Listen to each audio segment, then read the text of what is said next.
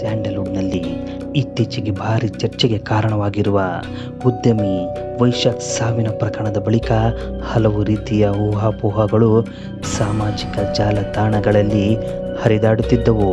ಈ ಪ್ರಕರಣದ ಸಂಬಂಧ ನಟಿ ಖುಷಿ ತಾಪಣ್ಣ ಅವರ ಹೆಸರು ಸುದ್ದಿಯಲ್ಲಿತ್ತು.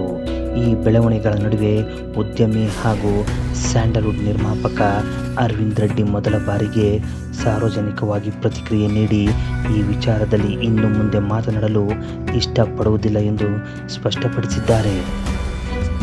ವೈರಲ್ ಆಗುತ್ತಿರುವ ವಿಡಿಯೋದಲ್ಲಿ ಮಾಧ್ಯಮಗಳ ಪ್ರಶ್ನೆಗೆ ಉತ್ತರಿಸಿದ ಅರವಿಂದ್ ರೆಡ್ಡಿ, ಖುಷಿ ತಾಪಣ್ಣ ನನ್ನ ಜೀವನಕ್ಕೆ ಬರೋದು ಬೇಡ, ನಾನು ಬದುಕಬೇಕು ಅಂತ ಇದ್ದೇನೆ, ಸಾಯೋದಕ್ಕೆ ಇಷ್ಟ ಇಲ್ಲ, ಈಗ ನಾನು ಬದುಕಿದ್ದೇ ನನಗೆ ಖುಷಿ, ಈ ವಿಷಯದ ಬಗ್ಗೆ ನಾನು ಯಾಕೆ ಮಾತನಾಡಬೇಕು ಎಂದು ಹೇಳಿದ್ದಾರೆ.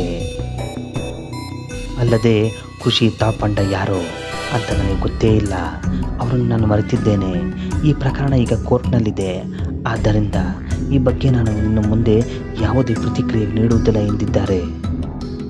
ಅರವಿಂದ್ ರೆಡ್ಡಿ ನೀಡಿದ್ದ ಹೇಳಿಕೆಗಳ ಪ್ರಕಾರ 2023ರಲ್ಲಿ ಶ್ರೀಲಂಕಾದಲ್ಲಿ ನಡೆದ ಕ್ರಿಕೆಟ್ ಟೂರ್ನಮೆಂಟ್ ಒಂದರಲ್ಲಿ ನಟಿ ಖುಷಿ ತಾಪಣ್ಣ ಅವರ ಪರಿಚಯವಾಗಿತ್ತು.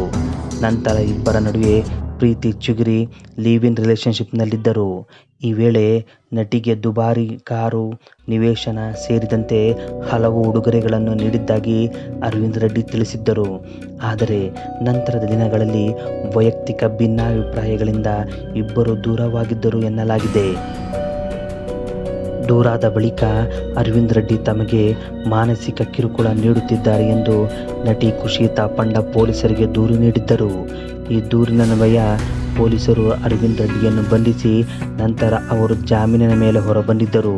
ಸದ್ಯ ಈ ಪ್ರಕರಣ ಕೋರ್ಟ್ನಲ್ಲಿ ವಿಚಾರಣೆಯಲ್ಲಿದೆ.